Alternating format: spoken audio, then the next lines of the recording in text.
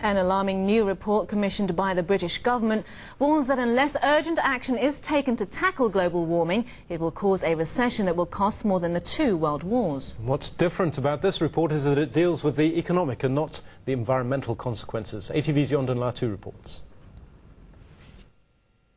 We've all heard so many dire warnings from scientists about the dangers of global warming, but this is the first authoritative and comprehensive report on the issue by an economist. And former World Bank chief economist Nicholas Stern paints a grim picture in his 700-page report commissioned by the British government.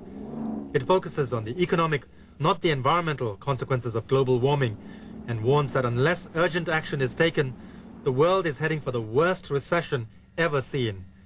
He predicts it will cut global growth by 1/5, costing the world almost $7 trillion. That's more than the cost of either of the 20th century's world wars or the Great Depression. Stern calls for spending just 1% of global GDP right now to tackle climate change. And he says the key to solving the crisis is getting the big polluters like China and the US to cut their emissions.